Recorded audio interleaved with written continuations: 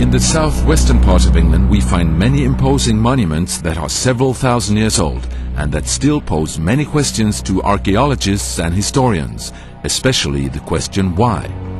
Stonehenge, approximately 4,500 years old, is the most famous. The original outer continuous circle was constructed of huge standing stones, each weighing several tons, with lintels posed very precisely on top of them. What is this and why was it built? No one, in all certainty, can explain.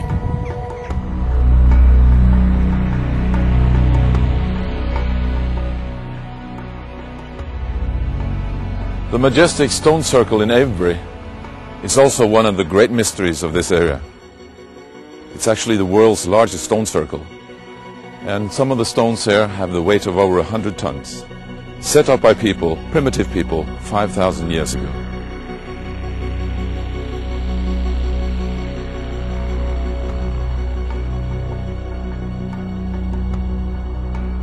Silbury Hill, the largest prehistoric mound in Europe, 40 meters high and built 4,600 years ago. Beneath the grass now covering the hill are 7 layers of stone, 7 stone terraces. But what the purpose was for building it still remains a mystery.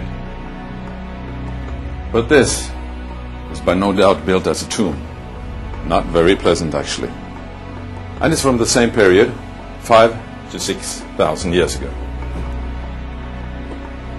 West Kennet Longbarrow is situated quite close to Silbury Hill and Avebury.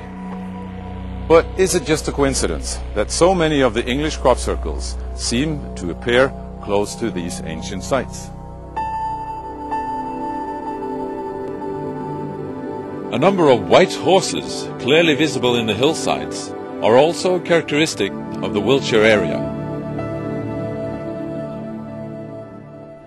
The white chalk soil is very common here in Wiltshire, and these white horses are exposed by removing the top turf. Some of these horses, the eldest ones, are more than 2,000 years old.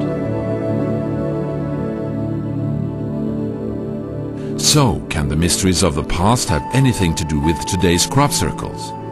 Are there special energies in these areas that could attract such rare phenomena? Is it something to do with the water-bearing chalk hills that create special energy?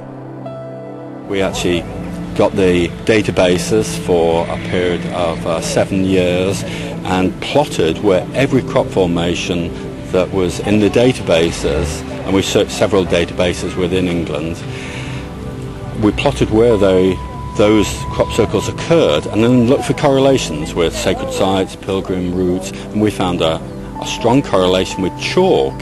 And first of all, we thought this was the correlation, but then we thought, well, there's a lot of places with chalk where crop circles don't occur.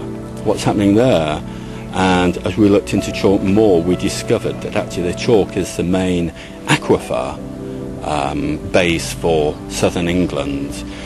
We found that 98% of all crop circles in southern England are located above aquifers, underground water.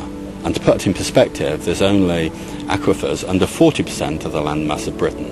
So that 98% was really convincing statistic. But what we also discovered was that it's not just underground water, it has to be potentized underground water. It's water which is activated by the currents of earth energy which course through the ground, and they're very strong in this Avebury area, for example. Well, there is one view, particularly from people that dowse using rods and pendulums and things, that ancient man instinctively knew where these areas of underground water and where these natural energies were. So ancient man instinctively placed their areas there on the sites where we now have stone circles, burial mounds, whatever, because they were drawn to the same thing that maybe is generating the crop circles today. So therefore it would stand to reason that they would cluster in the same areas as these ancient sites. But it's not only in England that crop circles appear. In recent years, reports have been coming in from all over the world.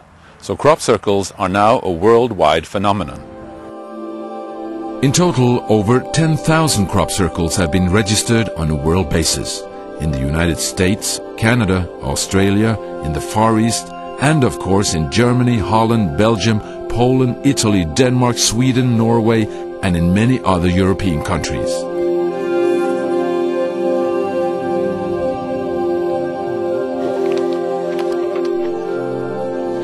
But again, how does this come about? When one looks at the beautiful patterns and the perfect geometry, it's difficult to believe that it's purely a coincidence, a natural occurrence, or just wind that has wreaked havoc on the crop. If that was the case, it might rather have looked like this. Or is it just that people are behind all this? In 1991, two pensioners in England by the name of Doug Bauer and Dave Corley announced that they were responsible for all the crop circles the past 12 years, with the help of planks, ropes and tape measures. But they were quickly shown to be bluffing. It became clear when they were invited to create a crop pattern. Rightly so, there is no doubt that people have been responsible for making some of them. And even some of the more advanced ones too. An advertising company made this one. It took several days and was completed in daylight. Doesn't seem to be any random, uniform mechanism to the actual things going down at all. Interestingly, I've seen hoaxes go down and it's taken like 8 or 9 hours to make a fairly basic pattern, you know, and then I've seen highly sophisticated, huge patterns, you know, 1,000 feet wide, and they've appeared in, you know, a few hours of darkness, 3 or 4 hours sometimes, you know. I mean, the British summertime is actually very short nights, you know. We're looking at, gets dark around about, fully dark around about 11 p.m. and it's light again by around about 4 a.m. You know, this is a pretty small window, and some of these circles, you know, the size, the scope and the complexity, taking into account the topographical considerations, it does beg the question, how on earth could that be done? Also, the fact that over 80 eyewitnesses have, over the past 20 years, seen crop circles created in just seconds leaves little doubt that a large number of crop circles remain an unsolved mystery. I, for instance, discovered a crop circle, literally a circle. I think the largest or the second largest circle ever made. It was in a formation that was called the Snail in, I think it was 92. And I happened to be going off to the dentist quite early in the morning and saw a shadow in the field, in Eastfield. And I thought I'll blow it, and I walked, and it had rained all night, and we were on clay soil. So by the time I got there, my feet were weighing, you know, pounds. I was covered in clay, and I can honestly say that that circle was pristine.